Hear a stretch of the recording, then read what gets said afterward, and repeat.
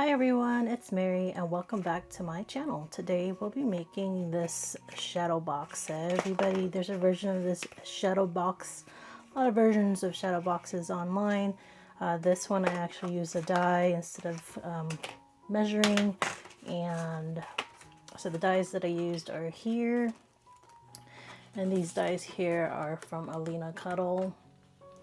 And it's just two-piece sets, so you run it twice, one for this size and one for this size. And then she also has like it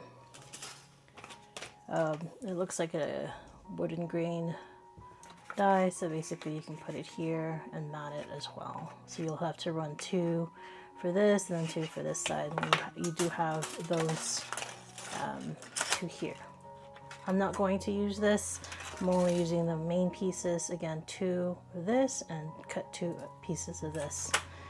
This die here, I'll show you in the end what that is for. And then the stamp set that we'll be using is this old Stampin' Up! Celebrate Sunflowers, and I've already colored for time purposes, and then I just did the leaves. So with that said, we're gonna make this here. A lot of the ones that I've made in the past, scoring manually, I found the corners a lot harder to kind of reinforce to make sure it's tight, so it's not wobbly or anything like that. So this is pretty sturdy. This is 110 pound Michaels paper. Cardstock is pretty sturdy. So with that, here's our two pieces of the smaller one, and then we've got our two pieces of the longer one. With that said though, I'm not going to put this together conventionally the way you've seen it in the past. I'm actually going to do it what's easiest for me to capture the corners. I'm going to basically create them this way first, the long ways, and then build it that way versus building it individually and then gluing it together. When I've done that in the past, it has been the corners aren't as tight because I can't get a hold of them, because I'm pretty much not able to access that part anymore once I do that. So that's why I'm doing this version, not the conventional way. You will have to pick a set of which one you want to cut, but you'll have to cut the end pieces on one of these. So with that said, let's just first and foremost, let's burnish them all.